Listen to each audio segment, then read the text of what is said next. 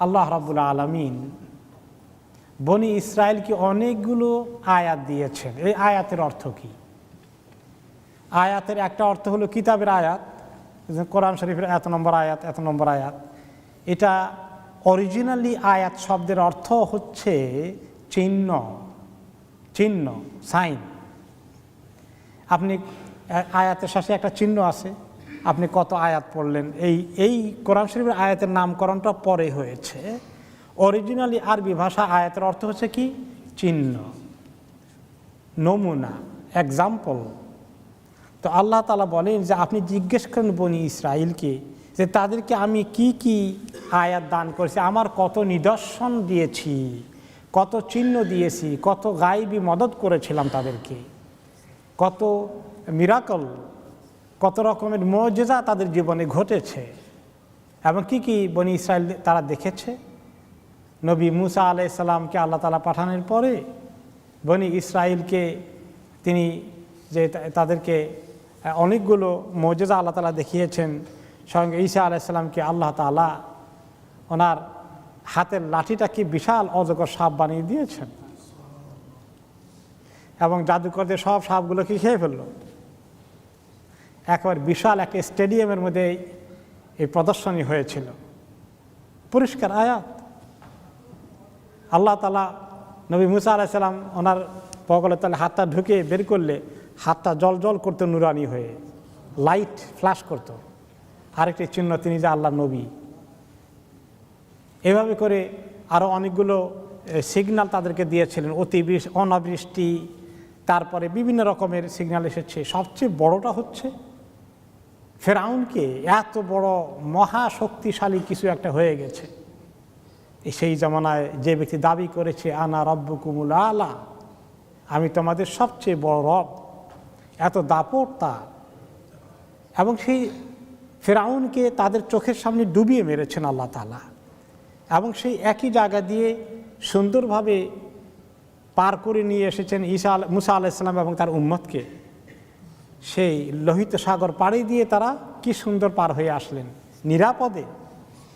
আর এত বড় শক্তি অধিকারী ফেরাউন তার সৈন্য বাহিনী সহ হাবুডুবু খেয়ে মরল তাদের সামনে। এগুলো আল্লাহ তাআলার অনেক বড় বড় নিয়ামত ছিল, নিদর্শন ছিল, উদাহরণ ছিল, চিহ্ন ছিল। যে বনি ইসরাইল এগুলো কি তারা দেখেছে?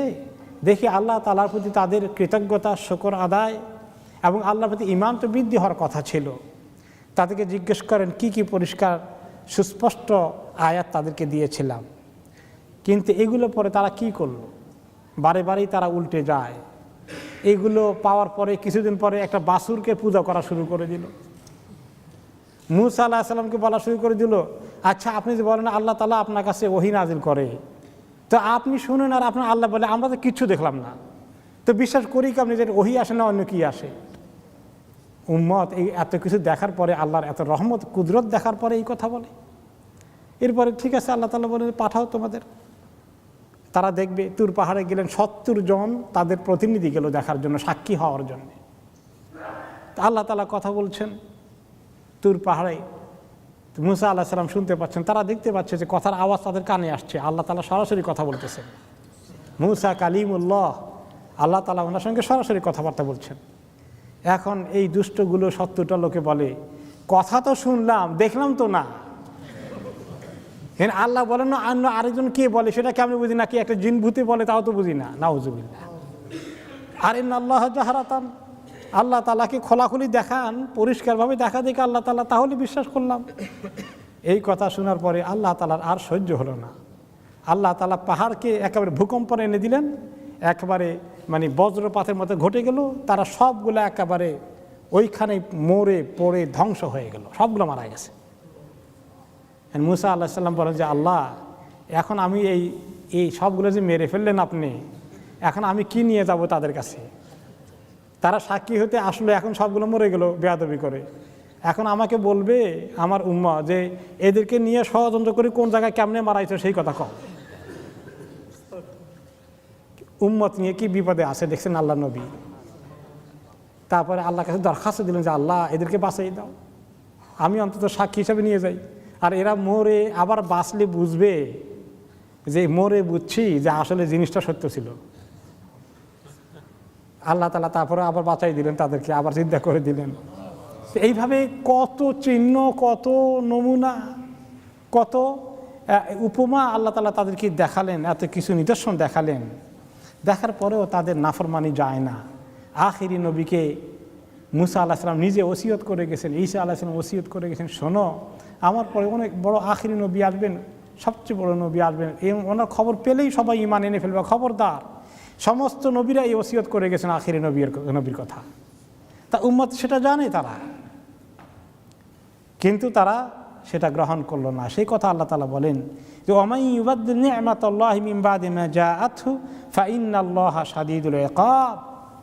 যারা আল্লাহ তাআলা নিয়ামতকে আসার পরে পরিবর্তন করে ফেলে, নিয়ামতকে কুফরিতে রূপান্তরিত করে ফেলে, নিয়ামতের দাবি হলো আরও বেশি করে স্বীকৃতি দেওয়া, কৃতজ্ঞতা প্রকাশ করা, শুকর আদায় করা, তা না করে যারা কুফরের দিকে চলে যায় তাদের জানা উচিত নিশ্চয়ই আল্লাহ তাআলা শাদীদুল ইকাব, তিনি অনেক কঠিন শাস্তি দিতে সক্ষম।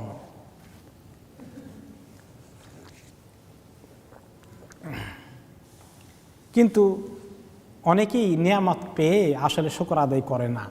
নিয়ামত পেলে অনেকেই দেখা যায় শুকরগুজার হয় না, উল্টে যায়, বরঞ্চ স্পর্ধা বেড়ে যায়। যত পায় তত তার স্পর্ধা বেড়ে যায়, তাকাব্বর বেড়ে যায়, অহংকার বেড়ে যায়, জাবারুত বেড়ে যায়, জুলুম নির্যাতন এগুলো বেড়ে যায়। আল্লাহ তাআলার প্রতি কৃতজ্ঞতা মোটেই প্রকাশ করে না। সমস্ত ক্ষমতা তার নিজের বাহাদুরি মনে করে, সমস্ত সম্পদকে নিজের বাহাদুরি মনে করে। এই জন্য মানুষ যদি কোনো নিয়ামত পায়, থাকার আগে, নিয়ামত পাওয়ার আগে কোন অবস্থা ছিল এটা স্বীকার করা উচিত। আমি আপনাদের এখানে গল্প বলেছি, আবার এটা রিমাইন্ডার দেই, আমাদের সবার জন্য শিক্ষা আছে। বাংলাদেশে একজন বড় শিল্পপতি ছিলেন, তিনি ইন্তেকাল করেছেন রাহেমাহুল্লাহ, অনেক আগে, 5-7-10-15 বছর বোধহয় হয়ে গেছে। বিশাল শিল্পপতি, নাম বলে অনেকে চিনবেন, আমি নাম বলবো না। তো উনি খুব ছোট অবস্থা থেকে আল্লাহ তাআলা অনেক অনেক বড় করেছেন। তো ছোট অবস্থা কেমন ছিল, আমার ঘনিষ্ঠ আত্মীয়, অত্যন্ত শ্রদ্ধেয় মুরব্বী, ওনার সঙ্গে তার খুব সম্পর্ক ছিল, শিল্পপতি। তো ওই মুরব্বী ওনার বাড়িতে গেছেন, বিশাল বাড়ি, ঢাকার অভিজাত এলাকায়, অনেক বড় বিশাল দামি বাড়ি। সেই বিশাল দামি বাড়ির কোণার মধ্যে ঘরের এক কর্নারে তিনি একটা নারিকেলের মালা বলি আমরা আমাদের দেশে, নারিকেলের মালা, আপনারা কি বলেন লোকাল ল্যাঙ্গুয়েজ? মালাই বলেন না, মালা বোঝা যায় তো। নারিকেলের মালা ওখানে একটা এরকম করে ঝুলানো আছে। তিনি বলে যে মালাটা কি, এটা ঝুলে রাখছেন কেন, কি জন্য? এটা ইতিহাস আছে। কি ইতিহাস? আমার বাবা ছিলেন ফকির, এই মালাটা দিয়ে ভিক্ষা নিতেন,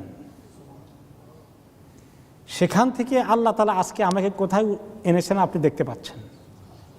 আমার ভিতরে কখনো যেন তাকাব্বর না আসে, আমার ছেলে মেয়েদের সন্তানদের প্রতি যেন না আসে, তাদেরকে শিক্ষা নেওয়ার জন্য মালাটাতে বারে বারে দেখাই, নিজে দেখি, যেন আল্লাহ তাআলার প্রতি কৃতজ্ঞতা আসে। সুবহানাল্লাহ, লোকটা কত বুদ্ধিমান, আল্লাহ তাআলার নিয়ামতকে তিনি স্বীকার করেছেন। সুবহানাল্লাহ, এরকম লোক নেককার লোক, আল্লাহ তাআলা তাকে জান্নাতুল ফেরদাউস নসিব করুন। এই যে নিজের আল্লাহ তাআলার কুদরতকে আমরা অনেকেই পেয়েছি, আমাদের অনেকের জীবনেই অনেক কিছু আমরা অর্জন করেছি। নিজের কৃতিত্বের দিকে শুধু যদি আমরা তাকাই, আল্লাহ তাআলা শুকরিয়া আদায় করার কিছুই থাকবে না।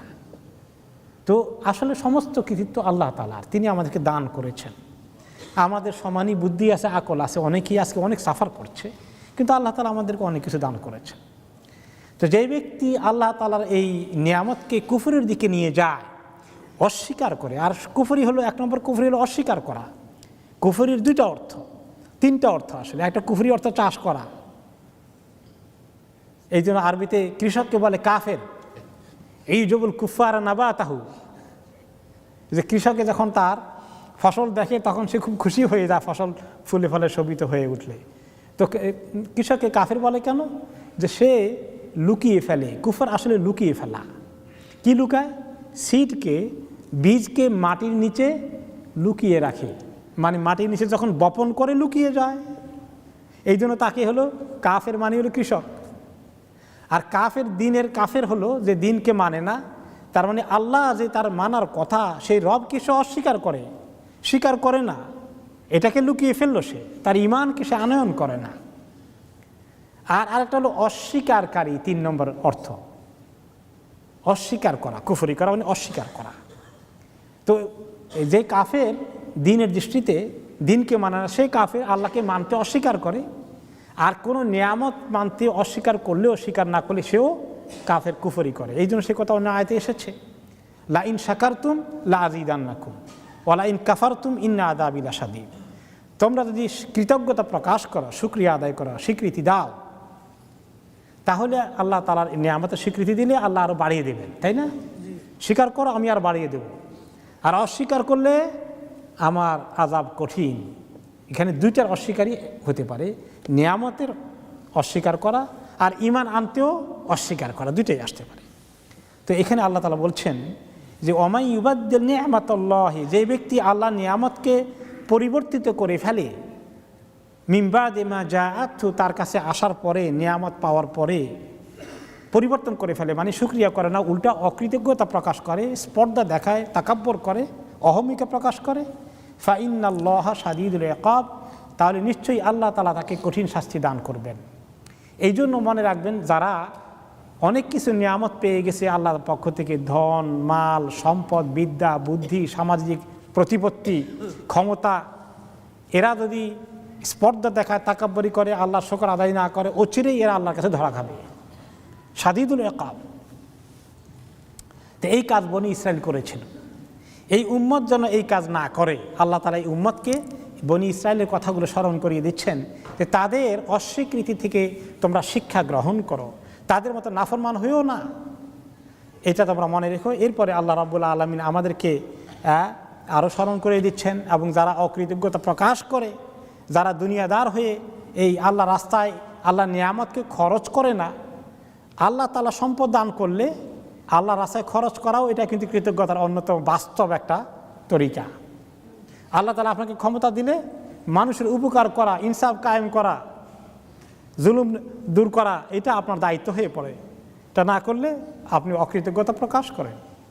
তো আল্লাহ তাআলা বলছেন যে যারা এগুলো করে না, বরঞ্চ উল্টা দুনিয়ার এই সমস্ত এগুলো পেয়ে খুব লোভে পড়ে যায়, আরও লোভ সৃষ্টি হয়, তাদের মধ্যে আরও কৃপণতা, বখিলতা আসে। যুয়্যিনা লিল্লাযীনা কাফারুল হায়াতুদ দুনিয়া ওয়া ইয়াসখারুনা মিনাল্লাযীনা আমানু,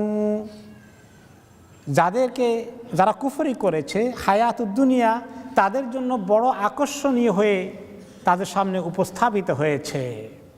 তাদের কাছে দুনিয়া বড় মজার মনে হচ্ছে, তাদের কাছে দুনিয়াটা এত মজার, দুনিয়ার কিছু ত্যাগ করা যায় না, স্যাক্রিফাইস করা যায় না, কোরবানি করা যায় না, দান খয়রাত করা যায় না, কারণ দুনিয়া এত আকর্ষণীয়, এত লোভনীয়, দিলেই তো একটু কমে যাবে। খালি পুঞ্জীবিত করে ধরে রাখতে, জমা করে রাখতে, সম্পদের পাহাড় গড়তে এর কোনো সীমা থাকে না। লোভ যত হয় লোভ তত আরও বাড়ে, একটুও কমে না। এটা হলো এত আকর্ষণ দুনিয়া সম্পদের মধ্যে।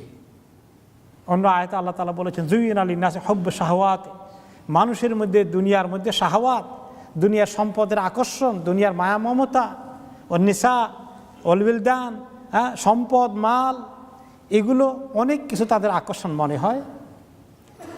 আর ওয়া ইয়াসখারুনা মিনাল্লাযীনা আমানু, আর যারা ঈমানদার তাদেরকে তারা কি করে, তাদের সঙ্গে তারা উপহাস করে যে ঈমানদাররা আল্লাহ রাস্তায় দান খয়রাত করে, আল্লাহ রাস্তায় দান করে। এরা বলে যে বেকুব নাকি, এত পয়সা দিয়ে দেয়, এই পয়সাগুলো তা থেকে চলে গেল। বুদ্ধিমান হলে কি পয়সা দেয় মনে করে তারা, যেটা পয়সা দিলে পয়সা আসবে সেই কাজে তারা ইনভেস্ট করবে। দিলেই এখন ফেরত আসতেছে না নগদ, এই কাজে তারা ইনভেস্ট করবে না। আমাদের মসজিদের স্লোগান হলো ইনভেস্ট ফর ইউর আখেরা, আখেরাতের জন্য পুঁজি বিনিয়োগ করেন, ইনভেস্ট করেন। সম্পদটা এখানেই নগদ 1 টাকা দিলে কালকে 2 টাকা আসছে না, কিন্তু আল্লাহ তাআলা আপনাকে অনেক বেশি করে দেবেন আখেরাতে। মান দাল্লাযী ইউকরিদুল্লাহা কারদান হাসানা ফায়ুদাইফুহু লাহু আযআফান কাসীরা, কে আছে আল্লাহ তাআলাকে কর্জ হাসানা দেবে, তাহলে আল্লাহ তাআলা তাকে অনেক বেশি বেশি করে ডবল করে পে করবেন আখেরাতে। এখানে কর্জে হাসানা কোরআন শরীফে যেটা বলেছে, এটা দুনিয়ার লোন না, কিন্তু দুনিয়া যে লোন দেয়, দুনিয়ার লোনকে আমরা কর্জে হাসানা বলি, কিন্তু আল্লাহ তাআলা কোরআন শরীফে এখানে কর্জে হাসানা বলতে দান বুঝিয়েছেন। এটা খুব একটা সাংঘাতিক একটা গুরুত্বপূর্ণ কথা। তো অনেকে মনে করি আয়াতে কর্জে হাসানার অনেক ফজিলত বলা হয়েছে। তো এই যে দুনিয়ার কর্জে হাসানার ফজিলত এই আয়াতে বলা হয় নাই। কর্জে হাসানা এমনি আমরা যে কর্জে হাসানা দেই, মসজিদকে দিয়েছি, অন্য মানুষকে দেই অসহায় মানে ঠেকে গেলে, এটাও খুব ফজিলতের কথা হাদিসে এসেছে, এটা ঠিক। কারণ অসহায় মানুষকে কর্জে হাসানা না দিলে মানুষ বড় ঠেকে যাবে, তখন বাধ্য হয়ে কেউ সুদের দিকে যাবে অথবা বড় অসহায় অবস্থায় পড়ে যাবে। এই জন্য একে অপরকে কর্জে হাসানা দেওয়া, এই জন্য মসজিদ মাদ্রাসাকেও প্রয়োজন বোধে কর্জে হাসানা দেওয়া খুব ফজিলত। অনেক সময় দান করার থেকে কর্জে হাসানার ফজিলত বেশি হয়ে যায়, কারণ বেশি ঠেকে গেছে। আচ্ছা, কিন্তু আল্লাহ তাআলা ও দান করা কি কর্জে হাসানা কেন বলেছেন? আল্লাহ তাআলা বলছেন, তোমরা মনে করো দান করলে তো দিয়ে দিলাম, আমার কাছে আর আসলোই না, আর ফেরত আসবে না। আপনি কাউকে দান করলে আর ফেরত নেওয়ার আশা করতে পারেন যে আমাকে আপনি 3 বছর পরে আবার ফেরত দিয়েন? তাহলে তো দান করা হলো না। তো আল্লাহ তাআলা বলে যে আমার রাস্তায় যখন দান করো, তুমি মনে করো আমাকে কর্জে হাসানা দিয়েছ, দান করে তুমি দিয়ে শেষ করে ফেলেছ, এরকম বুঝো না। আমি তোমাকে সব পে করব, সব পে করব। কেমন পে করবো? আফান মোদা আফা, অনেক বেশি বেশি করে দিয়ে, ডাবল ডাবল, কত গুণ যে দেবো তোমাকে মাল্টিপ্লাইড করে করে। কারণ এই জন্য দান খয়রাত করলে আসলে আমরা আমাদের কাছ থেকে চলে গেলেও আমরা শেষ করে ফেললাম না, আমরা নিজেরা সব ফেরত পাবো অনেক বেশি পরিমাণ আখেরাতে। তো এই কথাটা বোঝানোর জন্য দানকে আল্লাহ তাআলা কর্জে হাসানা বুঝিয়েছেন। যাই হোক, তো এই জন্য মুমিনরা যখন দান খয়রাত করে, মুনাফিক ছিল যারা মদিনাতে এবং যারা কাফের আছে এখনও পৃথিবীতে, তারা বলে যে এগুলো কেন এত টাকা দেয়? যারা অতি বুদ্ধিমান মনে করে নিজেকে, যারা শুধু বিজনেসে ইনভেস্ট করবে, তারা চ্যারিটি দেবে না, খালি বিজনেসে দিলে কোন জায়গায় দিলে বেশি করে লাভ হবে, খালি এগুলো চিন্তা করে, এরা অদ্ভুত হয়ে যায়, এগুলো পাগল নাকি, এত পয়সা দেয়, ইনভেস্ট করলে তো কত টাকা ডবল ডবল আসতো। তারা উপহাস করে, ওয়ায়াসখারুনা মিনাল্লাযিনা আমানু, যারা ঈমানদার তাদের সঙ্গে তারা কি করে? উপহাস করে, মস্কারি করে, ঠাট্টা করে।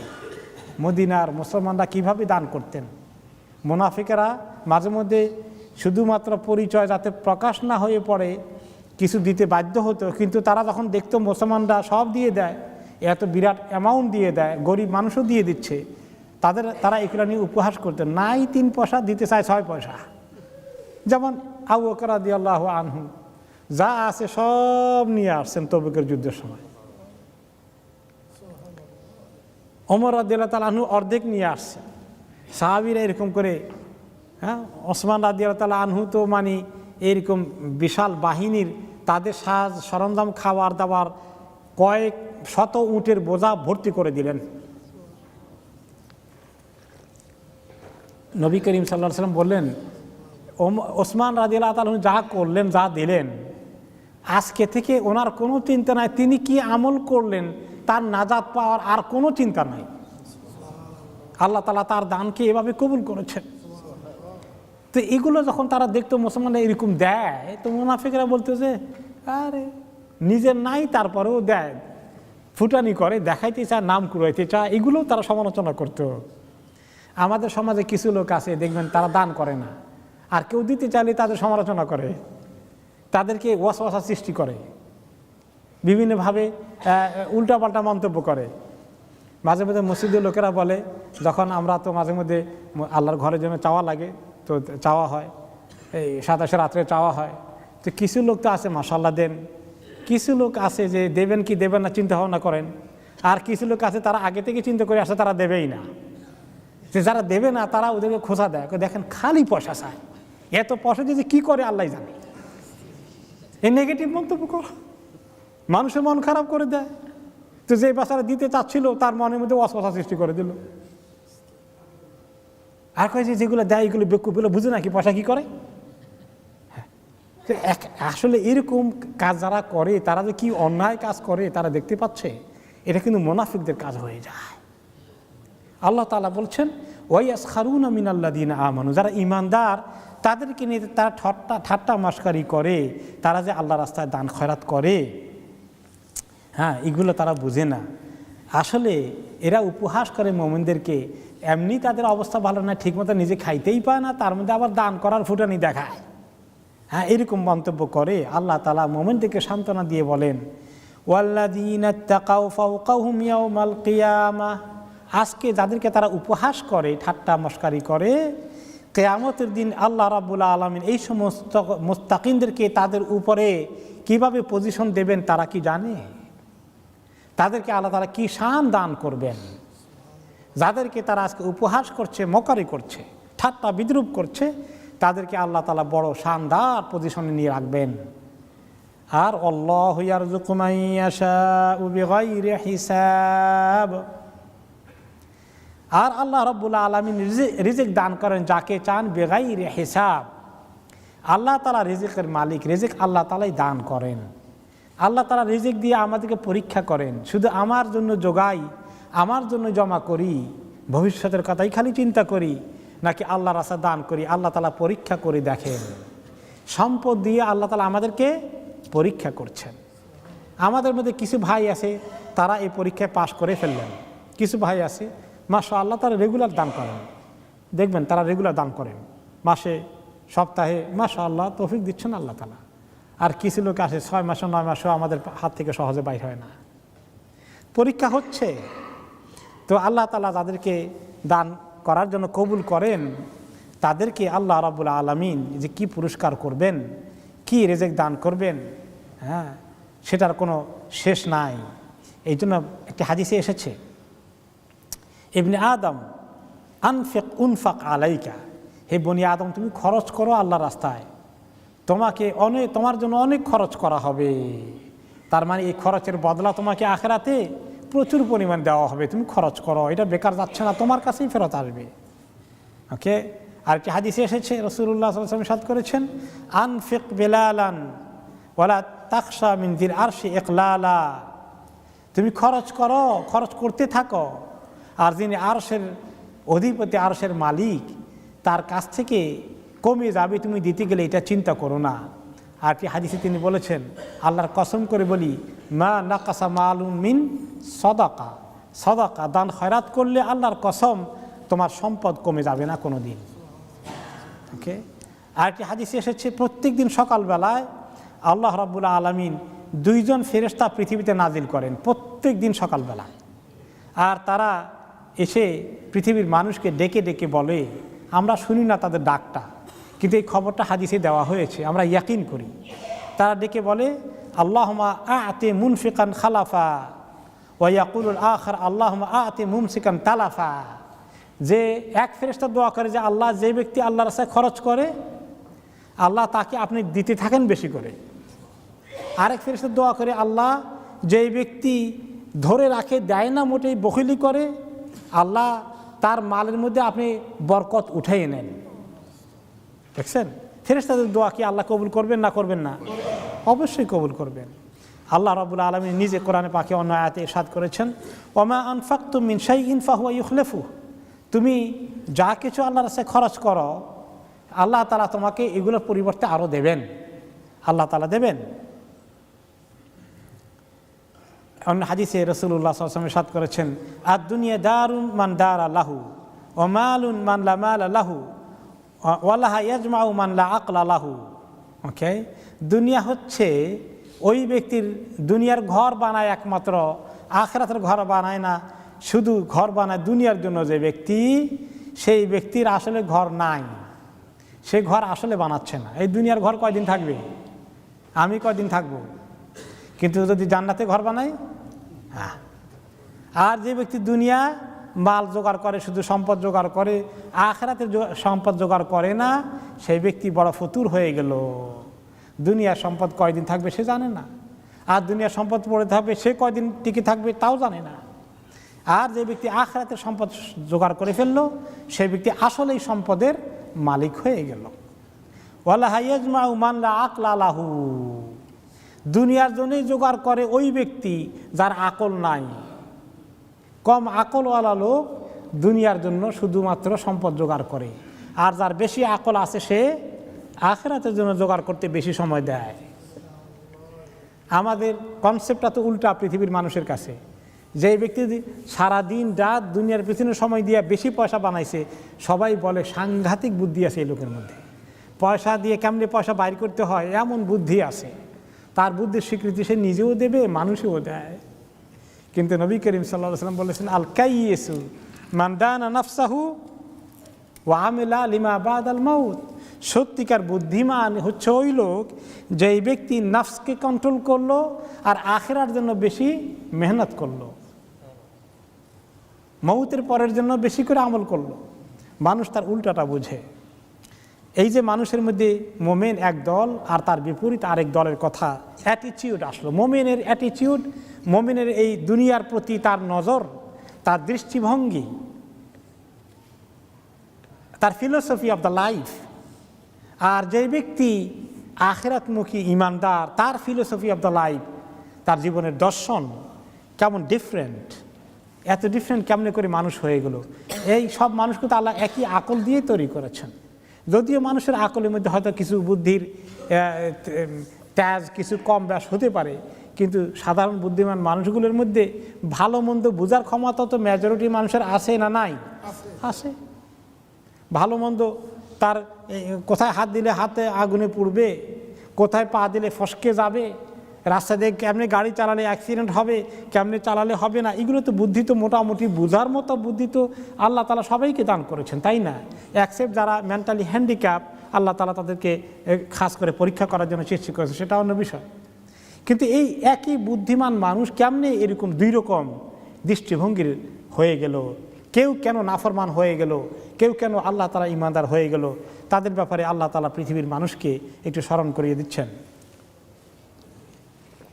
আল্লাহ তাআলা ইরশাদ করছেন পরের আয়াতে, কানান নাসু উম্মাতান ওয়াহিদা ফাবাআসাল্লাহুন নাবিয়্যিনা মুবাশশিরিনা ওয়া মুনযিরিন ওয়া আনজালা মাআহুমুল কিতাবা বিল হাক্কি লিয়াহকুমা বাইনান নাসি ফীমা ইখতালাফু ফীহি।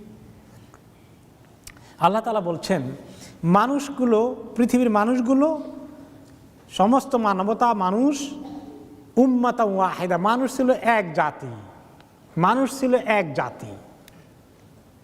এখন কি আর মানুষ এক জাতি আছে? কত জাতিতে বিভক্ত হয়ে গেছে। তো এক জাতি কোন সময় ছিল মানুষ বলেন তো? আদম আলাইহিস সালামের সময়। তারপরে কতদিন চলেছে? ইমাম ইবনে কাসির রহমতুল্লাহ আলাইহি একটা রেঞ্জ বের করেছেন কতদিন পর্যন্ত মানুষের মধ্যে ঐক্য ছিল, সবাই এক উম্মত ছিল, এত উম্মতে বিভক্ত হয় নাই। সেটা ছিল বাইনা নূহ ও আদম আলাইহিস সালাতু ওয়াস সালাম। নূহ আলাইহিস সালাম আসার আগে, নূহ আলাইহিস সালামের আসার আগে আদম আলাইহিস সালাম থেকে শুরু করে 10 সিঁড়ি, 10 জেনারেশন, তারা মোটামুটিভাবে তাওহীদের উপরে প্রতিষ্ঠিত ছিল। শিরক, মূর্তি পূজা, এগুলোর দিকে, অন্য কোনো ধর্ম আবিষ্কার হওয়া, এগুলোর দিকে মানুষ যায় নাই। যদিও মানুষের ভিতরে গুনাহগার ছিল এবং নেককার ছিল, যেমন আদম আলাইহিস সালাম নিজের ছেলে হাবিল কাবিলের মধ্যে নেককার গুনাহগার 2 গ্রুপ পাওয়া গেছে, তাই না? কিন্তু কাফের মুশরিক কাউকে পাওয়া যায়নি, অন্য কোনো ধর্মের অস্তিত্ব আসেনি। তারপরে 10 জেনারেশন আদম আলাইহিস সালামের পরে তারা ছিল উম্মাতান ওয়াহিদা, এক জাতি, এক মিল্লাত, এক দ্বীনের অনুসারী। পরে এই 10 জেনারেশনের পরে আস্তে আস্তে শিরকের সূত্রপাত হলো, মূর্তি পূজা আসলো, বিভিন্ন ধর্মের উৎপত্তি শুরু হয়ে গেল। এবং এই হিস্ট্রি, এই ইতিহাস কন্টিনিউ করলো মানুষের মধ্যে, বারে বারেই এগুলো বিভিন্ন ধর্ম, বিভিন্ন শিরক, বিভিন্ন কুফরি মতবাদ আসা শুরু হয়। তখন আল্লাহ তাআলা মানুষকে এই তাওহীদের দিকে আনার জন্য কি করলেন? ফাবাসা আল্লাহুন নাবিয়্যিন, আল্লাহ রাব্বুল আলামিন যুগে যুগে নবীদেরকে পাঠালেন, পয়গম্বর পাঠালেন, মুবাশশিরিন ওয়া মুনযিরিন, সুসংবাদ দিয়ে এবং সতর্ক করার দায়িত্ব দিয়ে নবীদেরকে পাঠালেন। ওয়া আনজালা মাআহুমুল কিতাব, আর তাদের সঙ্গে কিতাব পাঠিয়ে দিলেন। শুধু নবী না, কিতাব সহকারে পাঠালেন। তাওরাত, জাবুর, ইনজিলের আগে অনেক কিতাব এসেছে, বিভিন্ন নবীর কাছে ছোট ছোট সহিফা এসেছে, সহফে ইব্রাহিম ও মুসার মতো অনেক সহিফা এসেছে। ওয়াহি সহকারে নবী রাসূলকে কিতাব সহকারে আল্লাহ তাআলা পাঠালেন বিল হক, একেবারে হক কথাগুলোকে, হক দিনকে সুন্দর করে বুঝিয়ে দেওয়ার মতো শরীয়ত দিয়ে আল্লাহ তাআলা পাঠিয়েছিলেন। লিয়াহকুমা বাইনান নাসি ফীমা ইখতালাফু ফীহ, যাতে করে নবী রাসূলগণ এই কিতাব অনুযায়ী মানুষের মধ্যে সুন্দর হক ইনসাফের ফয়সালা করে দিতে পারে, সুন্দর ফয়সালা করে দিতে পারে, হক ফয়সালা করে দিতে পারে যে সমস্ত বিষয়গুলো নিয়ে তারা ইখতিলাফ করেছে। ওকে, এখন এই জন্য আল্লাহ রাব্বুল আলামিন নবী রাসূল দিকে পাঠালেন। আদম আলাইহিস সালামের পরে তারপরে আল্লাহ তাআলা নূহ আলাইহিস সালামকে পাঠিয়েছিলেন, কিন্তু ওনার সময় যথেষ্ট কুফার মুশরিকিনদের অস্তিত্ব ছিল। তারা শেষ পর্যন্ত অনেকেই ঈমান আনেনি এবং তারা দুশমনী করেছে, এবং তাদের পরিণতি যে মহাপ্লাবন বন্যার দ্বারা কিভাবে হয়েছে সেটা আমরা দেখতে পেয়েছি। তো এই যে ফীমা ইখতালাফু ফীহ, যখনই মানুষ ইখতিলাফ করেছে, বিভিন্ন ধর্ম দিকে ছুটে গিয়েছে, তখনই আল্লাহ তাআলা হিদায়াত করার জন্য পরবর্তী পথে আরেক নবী রাসূলকে পাঠিয়েছেন। কিন্তু যখনই নবী রাসূল এসেছে, তখন হক ফয়সালা আসার পরেও মানুষ তাদের সঙ্গে দুশমনী করেছে, তাদের সঙ্গে বিরোধিতা করেছে, তাদের সঙ্গে দ্বিমত পোষণ করেছে, তাদের সঙ্গে নাফরমানি করেছে, তাদের সঙ্গে যুদ্ধ জিহাদ করেছে। ওয়ামা ইখতালাফা ফীহি ইল্লাল্লাযীনা উতুহু মিন বাদি মা জাআতহুমুল বায়িনাতু বাগয়াম বাইনাহুম, ইখতিলাফ যে করেছে, মতবিরোধ যে করেছে, এমন নয় যে লোকগুলো মতবিরোধ করেছে তাদের কাছে তারা কনফিউজ ছিল, হক বুঝতে পারেনি, বরঞ্চ হক বুঝার পরেও জেনে বুঝেই অধিকাংশ সময় মানুষ দিনের দুশমনী করে। কোনো কোনো সময় হতে পারে যে কিছু লোক আসলে বুঝে না, তারা কনফিউজড, কিন্তু পৃথিবীর মেজরিটি লোক কিন্তু বুঝে হক কোনটা আর না হক কোনটা। যেমন মক্কার কাফেররা, তারা নবী করিম সাল্লাল্লাহু আলাইহি সাল্লামের ওহীর আসার পরে, দাওয়াতগুলো শোনার পরে, কোরআন তেলাওয়াত শুনে তারা কিন্তু অনেকেই মেজরিটি বুঝতে পেরেছেন এই নবী হকের উপরে আসেন। আবু লাহাব, আবু জাহালকে বলা হলো, আচ্ছা তোমার ভাতিজা, উনি তো চাচা হন বাপের চাচাতো ভাই হিসাবে, তোমার ভাতিজা কি হক নবী না? তোমার কি, তুমি আসলে শিওর কিনা? তার বন্ধু একান্তভাবে পার্সোনালি তাকে বলতেছে, হক কথা তো ঠিক, কিন্তু মুশকিল হয়ে গেল, দেখো আমি হলাম বনু উমাইয়া অথবা বনু শামস, আর তারা হলো বনু হাশেম। বনু হাশেমের সঙ্গে আমাদের লিডারশিপের এই একটা কম্পিটিশন বরাবর হয়ে আসছে। তার দাদা আব্দুল মুত্তালিব লিডারশিপ পাইল, আমার দাদা পেল না বা আমার গোষ্ঠীতে হলো না। বনু হাশেম আবার আবু তালেব তার চাচা লিডার হয়ে গেল, সেটাও আমরা মিস করলাম। এখন মোটামুটি আমরা একরকম লিডারশিপের পজিশনে আসি বলা যায় আবু তালেবের মৃত্যুর পরে। এখন দেখা যায় বনু হাশেমদের এখন নবুয়তের খবর আসে, বনু হাশেম লোকেরা বলে নবুয়ত আমাদের মধ্যে, তো এই নবী যদি তারা পেয়ে যায় তাহলে তো আমাদের লিডারশিপ আর থাকে না। তাহলে জেনে শুনে দুশমনী করেছে মক্কার অধিকাংশ কাফেররা। মদিনায় কি হলো? ইহুদিরা সারা বছর বলেছে যে দেখো আখরি নবী আসার সাইন আমরা দেখতে পাচ্ছি, সহসাই আখরি নবী আসতেছে, তোমরা তারা মুশরিক আছো, নবী তো আল্লাহর কাছ থেকে আসবেন, আমরা তো নবীর পক্ষের লোক হয়ে যাব, আমাদের সুদিন বেশিতে বাকি নাই, সুদিন আবার ফেরত আসবে আমাদের। যখন আখরি নবী আসলো, আসার পরে তারা দেখলো নবী তো ঠিক, কিন্তু আমরা তো মনে করছি বনি ইসরাইল থেকে আসবে, ইসহাকের বংশ থেকে আসবে, ইসমাইলের বংশের সঙ্গে তো আমাদের দুশমনী, তা তো হতে পারে না। এই জন্য ওদের মধ্যে কথাবার্তা যখন তাদের যারা কনফিউজ থাকতো, তারা ওদের যারা পণ্ডিতদেরকে জিজ্ঞেস করতো, এই যে বিরোধিতা করতেছেন ইনি কি আসলে আখরি নবী না? না, সিমটম তো আপনাদের কিতাবে লেখা আছে, আর এই সিমটম তো কিতাবে আছে, সেটা তো মিলে, কিন্তু মুশকিল তো হয়ে গেলে আমাদের গোষ্ঠীতে আসে নাই, আমাদের হাত থেকে সব চলে যাবে, তা হতে পারে না। তাহলে জেনে শুনে এগুলা মানুষ করেছে। এখনও যারা ইসলামী দুশমনী করে, এই মিডিয়া ফিডিয়া থেকে শুরু করে অনেক কিছু, আপনারা কি মনে করেন অনেকেই জানেন না যে ইসলামটা কি জিনিস? জানে। ইসলামটা যে এমন হক, এমন আদর্শ, এটার এমন পাওয়ার আছে, এটার এত কনভিনসিং মেসেজ আছে, এটার মোকাবিলায় কোনোটাকে টিকানো যায় না। পুঁজিবাদ ফেল, সমাজতন্ত্র ফেল, আর কোনটা কাজ করবে? নিউ ওয়ার্ল্ড অর্ডার ফেল, কোনটা কাজ করবে? কোনটা যে কাজ করবে নিজেরাও জানে না। কোনো কিছুই এখন মানুষ বলতে পারতেছে না, দুনিয়ার অর্থনীতি একেবারে কোনো দিক দিয়ে ঠিক করা যাচ্ছে না, কিন্তু এরপরে মানুষ ইসলামের দিকে আসবে না, জেনে শুনে ইসলামের দুশ্মনী করে। কারণ এখনও মানুষ ইসলাম কবুল করে, এই এত বদনামি সত্ত্বেও, এত কোণঠাসা করা সত্ত্বেও, মুসলমানদের এত দুর্বলতা সত্ত্বেও এখনো মানুষ কালিমাতে শাহাদা পড়ছে। তো জেনে শুনে করে, সেই কথা আল্লাহ তাআলা বলছেন, ওমাখতালাফা ফীহি ইল্লাল্লাযীনা উতুহু মিন বাদি মা জাআতহুমুল বায়্যিনাত। বায়্যিনাত দলিল প্রমাণ পাওয়ার পরেও তৎকালীন জামানায় এই আহলি কিতাবের লোকেরাও, ঈসা আলাইহিস সালামের উম্মত, মুসা আলাইহিস সালামের উম্মত, এরা সবাই মিলে একেবারে বায়্যিনাত দলিল প্রমাণ পাওয়ার পরেও তারা ইখতিলাফ করে খামাখা দুশ্মনী করেছে, মতবিরোধ করেছে। বাগিয়াম বাইনাহুম, তাদের মধ্যে সীমা লঙ্ঘন করে তারা এই কাজ করেছে। কাজে যারা আজকে ইসলামকে দুশ্মনী শিকার বানিয়েছে, ইসলামকে অপপ্রচার করে মিডিয়ার মধ্যে, তারা সীমা লঙ্ঘন করছে। কয়েকদিন আগে আপনারা দেখতে পেলেন, একজন বড় নাম করা কেউ একজন বলল, বড় নাম করা পলিটিশিয়ান বলে বসলো, আসলে ইসলামের মধ্যে সমস্যা আছে, এই কথাটা খোলাখুলি আলোচনা হওয়া দরকার, লুকালুকির করা দরকার কি? কয়েকদিন পরে বলে এই কোরআন শরীফের মধ্যে সমস্যা আছে। এইগুলা বিভিন্ন সময় আসছে, তাতে বোঝা যায় যে এগুলো আসলে বাগিয়াম বাইনহুম, সীমা লঙ্ঘন করে তারা এটা বলে। ইসলামকে তারা দেখতে পাচ্ছে যে কোনো রকমই থামানো যাচ্ছে না, এত অত্যাচার নির্যাতনের পরেও ইসলামের আলো জল জল করে চান্স পাইলেই জ্বলতে থাকে। আল্লাহ রাব্বুল আলামিন পরিষ্কার করে মানব জাতিকে মেসেজ দিচ্ছেন, ফাহাদাল্লাহুল্লাযীনা আমানু লিমাখতালাফু ফীহি মিনাল হাক্কি বিইযনিহি।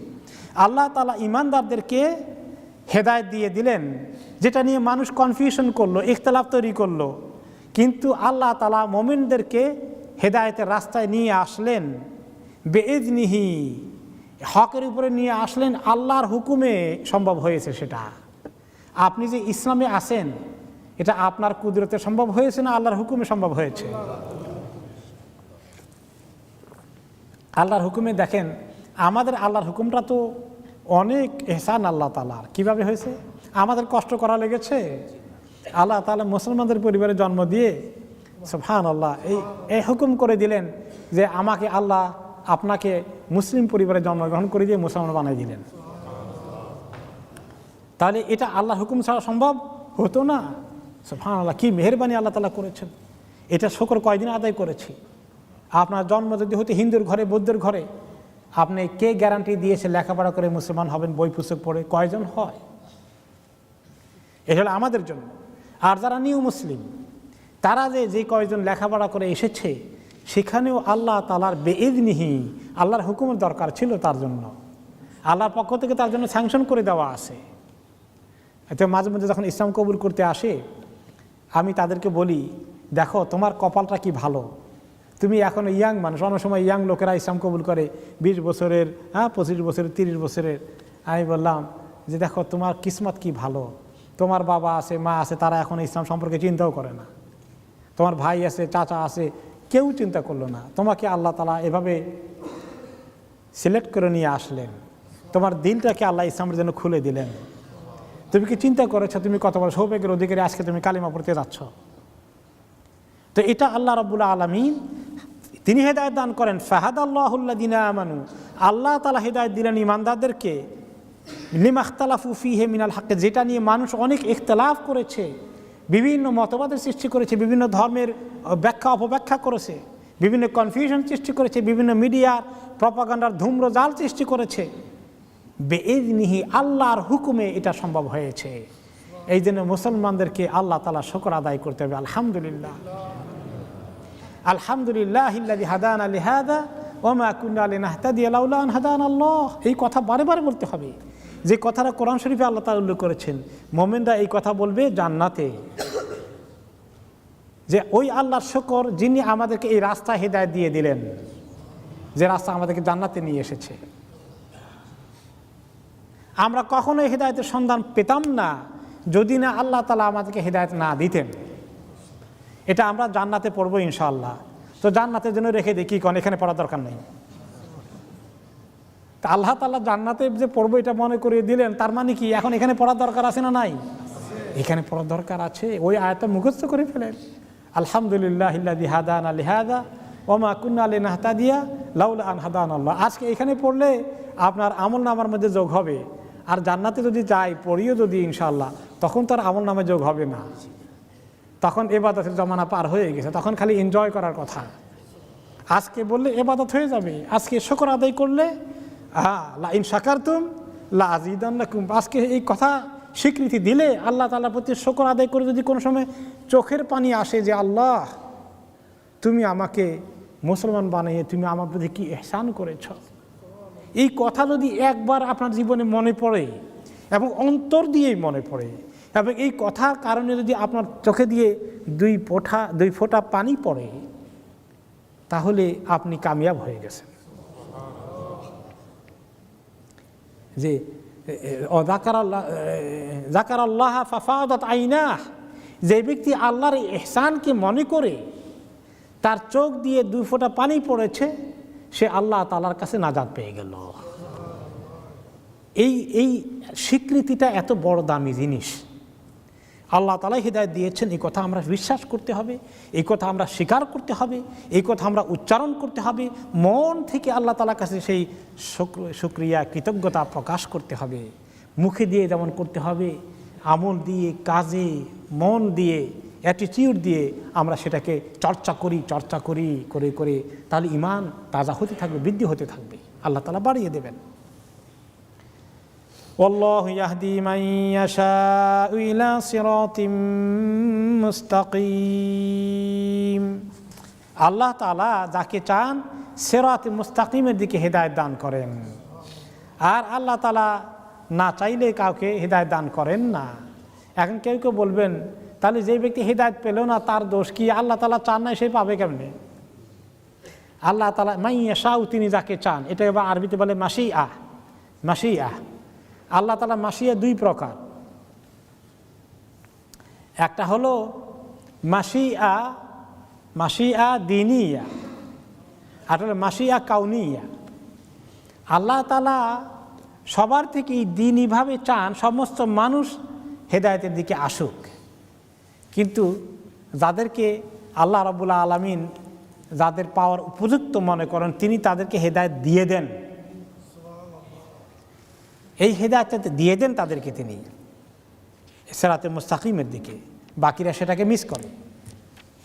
এবং কিভাবে ইখতিলাফ করেছে হক থেকে আহলে কিতাবের লোকেরা, আগের জামানার লোকেরা হক থেকে সরে গিয়েছে, তার কিছু এক্সাম্পল ইমাম ইবনে কাসির রহমতুল্লাহ আলাইহি এনেছেন। মনে করেন প্রথমত ইয়ামুল জুমআ হচ্ছে সবচেয়ে সকল জাতির জন্য, উম্মতের জন্য জুমার দিন হচ্ছে মোবারক দিনটা, সপ্তাহের ইবাদতের দিন, আমলের দিন।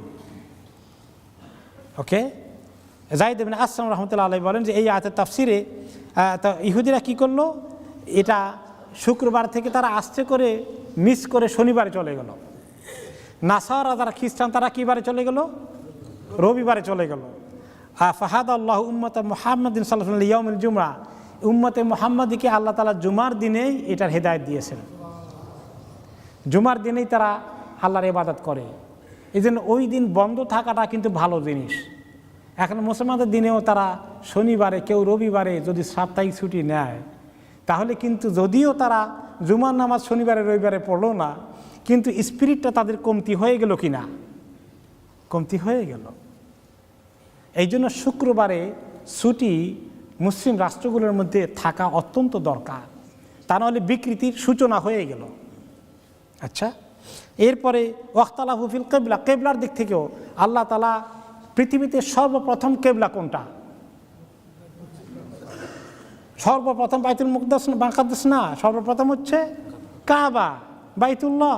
কারণ ইন্না আউওয়ালা বাইতিন উদিআ লিন-নাসি লাল্লাযী বিবাক্কাতা, মানুষের জন্য ইবাদত করার জন্য কিবলা হিসাবে, আল্লাহর ঘর তাওয়াফের জায়গা হিসাবে, ইবাদতের জায়গা হিসেবে সর্বপ্রথম যেটা বানানো হয়েছে লাল্লাযী বিবাক্কাতা, যেটা মক্কা শহরে অবস্থিত, সেটা। সেখান থেকে বাইতুল মাকদাসে গেল কেমনে আবার? হ্যাঁ, তাহলে এখন সেটার দিকে, এই জন্য অন্যান্য জাতিরা বাইতুল মাকদাসে গেল, আবার নাসারারা পূর্ব দিকে কেবলা বানিয়েছে ইত্যাদি। কিন্তু এই উম্মতকে আল্লাহ তাআলা ঠিকই বাইতুল্লাহর দিকে রেখেছেন, এদের কেবলা মিস হয় নাই আলহামদুলিল্লাহ। যদিও 16 মাস মাত্র মদিনা শরীফে আল্লাহ তাআলা কিছুদিন নবী করিম সাল্লাল্লাহু আলাইহি ওয়াসাল্লামকে বাইতুল মাকদিসমুখী নামাজ পড়িয়েছেন, কিন্তু এই উম্মতকে আবার তিনি আসল কিবলার দিকে ফেরত এনেছেন 16 মাস পরেই। এরপরে নামাজের তরিকা, এই উম্মত নামাজের তরিকা যেভাবে পড়ে, সব উম্মতকে আল্লাহ তাআলা রুকু সুজুদ এভাবেই নামাজের তরিকা দিয়েছেন। এটা নয় যে নবী মুহাম্মদ সাল্লাল্লাহু আলাইহি ওয়াসাল্লামকে এইরকম নামাজ দিয়েছেন, রুকু আর সুজুদ, দাঁড়ানো বসা, সব নবীদেরকে একই তরিকার নামাজ দিয়েছেন আল্লাহ তাআলা। এখন অন্য নবীদের যারা উম্মত দাবি করে তারা এই তরিকায় নামাজ পড়ে, তাদের মধ্যে ওয়াখতালাফু ফিস সালাহ ফামিনহুম মান ইয়ারকা ওয়ালা ইয়াসজুদ ওয়া মিনহুম মান ইয়াসজুদ ওয়ালা ইয়ারকা। তাদের মধ্যে কেউ কেউ আছে যে তারা রুকু করে কিন্তু সেজদা করে না, সেজদা করে কিন্তু আবার রুকু করে না। তো তাদের কারো কারো আহলে কিতাবদের নামাজ দেখছেন আপনারা কেমনে পড়ে কোন তো? এরকম এরকম করে, এটা একরকম করে। আমি একদিন একটা শপিং মলের বড় একটা ইয়েতে নামাজের জায়গায় গেছি, যেটা এটাকে কি বলে, চাপল, যেখানে সবাই মানে মাল্টিপল প্রেয়ার রুম। তো সেখানে গিয়ে দেখি যে এক লোক উপর হয়ে লম্বা হয়ে আপনি করে শুয়ে আছে, একেবারে হাত পা সব বলে আমাকে লম্বা হয়েছে অনেকক্ষণ পর্যন্ত, আর নিঃশ্বাস নিচ্ছে, সে অনেক প্রার্থনা করছে অনেকক্ষণ পর্যন্ত এরকম উপর হয়ে থেকে তারপরে গিয়ে তার প্রার্থনা শেষ হলো, তারপরে চলে গেল। আমি অনেকক্ষণ তার তামসা দেখলাম। তো এখন দেখেন কি নামাজ আল্লাহ দিয়েছেন, রুকু আর সুজুদ, আসে উপর হয়ে এভাবে পড়ে থাকলো অনেকক্ষণ পর্যন্ত, এটা তার নামাজ হলো। আর এই আমাদের নামাজটা দেখেন আল্লাহ তাআলার কি সুন্দর তরিকা, দাঁড়ানো আছে সুন্দর তরিকায় রুকু, এবং বলা হচ্ছে রুকুটা যেন তাকে বেকা তাড়া হয়ে করবে না, একদম শটান পিঠ। সাজদা করবে কি কায়দা করে, অন্যদের সাজদা করার তরিকা দেখেন আর রুকু করার তরিকা দেখেন, কোনোটাই কোনো তাল নাই, সব বেতাল, কোনোটাই ইস্তেকামত নাই, সব মধ্যে উল্টো পাল্টা। আল্লাহ তাআলা কীভাবে দিয়েছে। এরপরে কারো কারো প্রেয়ার কীরকম আছে, প্রেয়ার করে বসে বসে বই নিয়ে পড়ে, গান করে আর বাজনার সমানে বাজে, প্রেয়ারের মধ্যে খালি মিউজিক। তো কী প্রেয়ার হলো? গান শুনবে, গান চর্চা করবে, না আল্লাহর কাছে দরখাস্ত করবে? দরখাস্ত করবো আল্লাহর কাছে, চোখের পানি ফেলবো, মনের কথা বলবো, সেখানের মধ্যে মিউজিক। আল্লাহ এটা কি? তাহলে কিভাবে উম্মত মিসগাইডেড হয়ে গেল সঠিক নামাজের তরিকা থেকে। ফাহাদাল্লাহু উম্মাতা মুহাম্মাদিন সাল্লাল্লাহু আলাইহি ওয়াসাল্লাম লিল হাক্কি মিন যালিকা। আচ্ছা, অমিনহুম মান ইউসাল্লি ওয়া ইয়াতাকাল্লাম, তিনি বলেন ইমাম ইবনে কাসির যে তাদের কেউ কেউ নামাজ পড়ে, নামাজ পড়া অবশ্যই আবার কথা বলতে পারে তারা, কিন্তু এই উম্মত এমন মনোযোগ দিয়ে নামাজ পড়ে, নামাজের মধ্যে কথা বলে কারোর সাথে? নো। ওকে। তারপরে এই উম্মতকে আল্লাহ তাআলা আরও হেদায়েত দিয়েছেন, যে এই উম্মতকে আল্লাহ তাআলা রোজার দিকে হেদায়েত দিয়েছেন। আমরা যে তরিকায় রোজা রাখি, পূর্বের জামানার উম্মতদেরকে এই তরিকার রোজা রাখার হুকুম ছিল না? না ছিল। আল্লাহ তাআলা কি বলেছেন? ইয়া আইয়ুহাল্লাযীনা আমানু কুতিবা আলাইকুমুস সিয়াম কামা কুতিবা আলাল্লাযীনা মিন ক্বাবলিকুম, তোমাদের প্রতি রোজাকে এইভাবে ফরজ করা হয়েছে যেভাবে অতীত উম্মতগুলোর উপরে ফরজ করা হয়েছে। তাদের রোজা আমাদের রোজা একই রকম, সেই সহর খাইতে হবে বা রাতের শেষ অংশে খানা বন্ধ করতে হবে, সূর্য ডুবা পর্যন্ত আর কিছুই খাওয়া যাবে না। এই রোজা আমরা এখনও আল্লাহর ফজলে কন্টিনিউ করছি। এখন ওদের মধ্যে কেমন রোজা রাখে? অমিনহুম মান ইয়াসুমু আন বাদি তাআম, তাদের মধ্যে কেউ কেউ রোজা রাখে বাদুন নাহার, কারো কারো রোজা হলো দিনের কিছু অংশ, পুরো দিনের রোজা না। আধা দিন রোজা রাখলো, তারপরে রোজা ভেঙে ফেললো, মানে রোজা হয়ে গেছে। অথবা দিনের 3 ভাগের 2 ভাগের 1 ভাগ, 3 ভাগের 2 ভাগ, তারপরে বাস রোজা শেষ। কিন্তু আমাদের রোজা একদম পুরো দিন কাভার করতে হবে। এরপরে তাদের কারো কারো রোজা আছে, রোজার মধ্যে তারা রোজা রেখে মনে করে সলিড ফুড খাওয়া যায় না, চা পানি খাওয়া যায়। এদের অনেকের রোজা আছে, রোজা রাখে চা পানি খায়। তাহলে কি রোজা হলো? ভাত খায় না, রুটি খায় না, মেইন ফুড খায় না। তো মাঝে মধ্যে নন মুসলিম বা নিউ মুসলিম যখন আসে, তো জিজ্ঞাসা করে, আপনারা এই 30 দিন সারাদিন কিচ্ছু খান না, চাও খান না, পানিও খান না? বলে চাও খায় না, পানি খান, ইয়া এটা কেমন সম্ভব? তো আল্লাহ তাআলা তো আমাদেরকে সম্ভব করিয়ে দিয়েছেন, আল্লাহ শুকর, আলহামদুলিল্লাহ। এবং লম্বা দিনে আসতেছি, 20-22 ঘন্টা রোজা রাখতে হলেও আলহামদুলিল্লাহ রেডি আছি না? ইনশাআল্লাহ, ইনশাআল্লাহ। তো এটা আল্লাহ তাআলা এই উম্মতকে হেদায়েতের উপর এভাবে রেখেছেন। ওকে, আর এরপরে আল্লাহ তাআলা অন্য আয়াতে বলেছেন, দেখো ইব্রাহিম আলাইহিস সালাম এবং যে আগের নবীগুলো ছিল তারা সবাই এই নবীর দাবি যারা করেছে তারা একই তরিকার মধ্যে ছিল। কিন্তু এখন দেখা গেল নবী করিম সাল্লাল্লাহু আলাইহি ওয়াসাল্লাম জামানা ইহুদিরা বলল যে কানা ইয়াহুদিয়ান, ইব্রাহিম ছিল ইহুদি। আর খ্রিস্টানরা বলো না, ইহুদি ছিল ইব্রাহিম ছিলেন খ্রিস্টান, তাই না? কোরআন শরীফে তারা বলছে না যে ইহুদিরা দাবি করে যে ইব্রাহিম আলাইহিস সালাম হচ্ছেন ইহুদি, আর খ্রিস্টানরা দাবি করেন ইব্রাহিম আলাইহিস সালাম ছিলেন খ্রিস্টান। আল্লাহ তাআলা বলেন না, তিনি ছিলেন মুসলিম। তো ওনার তরিকার মধ্যে এখন কারা আসে? যারা এই ইসলামের তরিকার উপরে আসে, আলা মিল্লাতে ইব্রাহিম। আমরা কোন তরিকায় আসি? মিল্লাতে ইব্রাহিমের উপরে আসি। মিল্লাতে ইব্রাহিমের সঙ্গে মিল্লাতে মুহাম্মাদের কোনো পার্থক্য নেই। আর তোমরা যারা দূরে চলে গিয়েছো তোমরা মিস করেছ, তোমাদের ইখতিলাফ হয়ে গেছে, তোমরা হকের উপরে নেই। এই জন্য এখন আমরা যারা মুসলমান আছি, আমাদেরকে যে আল্লাহ তাআলা সিরাতে মুস্তাকিমের উপরে রেখেছেন, এর জন্য যেমন শুকরিয়া আদায় করা দরকার, সিরাতুল মুস্তাকিমে টিকে থাকার জন্য আল্লাহ তাআলার কাছে দরখাস্ত দেওয়া দরকার আছে না নাই? দিনে কয়বার দরখাস্ত দিতে বলেছেন আল্লাহ তাআলা? খালি 5 বার? 5 বার এক প্রত্যেক রাকাতে দরখাস্ত দিতে বলেছেন, ইহদিনাস সিরাতাল মুস্তাকিম। তাহলে আল্লাহ তাআলার কাছে দরখাস্ত দিতে হবে, তা না হলে সমস্যা আছে। সিরাতুল মুস্তাকিম থেকে সটকে পড়তে পারে মানুষ, বিভ্রান্ত হয়ে যেতে পারে, মিসগাইডেড হতে পারে, ইসলামের কাজ করতে এসে অনিসলামের দিকে চলে যেতে পারে। এই জন্য কত রকমের দোয়া আছে। এই সূরা ফাতিহার দোয়া আছে, ইহদিনাস সিরাতাল মুস্তাকিম, রব্বানা লা তুজিগ কুলুবানা বাদা আন হাদাইতানা ওয়া হাব লানা মিন লাদুনকা রাহমা ইন্নাকা আনতাল ওয়াহ্হাব। এই দোয়া আছে, আল্লাহুম্মা ইয়া মুকাল্লিবাল কুলুব সাব্বিত কুলুবানা আলা দীনিক। এভাবে আল্লাহ তাআলার কাছে দ্বীনের উপরে মজবুত থাকার দোয়া। আরেকটি দোয়া আছে, নবী করিম সাল্লাল্লাহু আলাইহি ওয়াসাল্লাম তাহাজ্জুদের সময় পড়তেন। আন আয়েশা রাদিয়াল্লাহু আনহা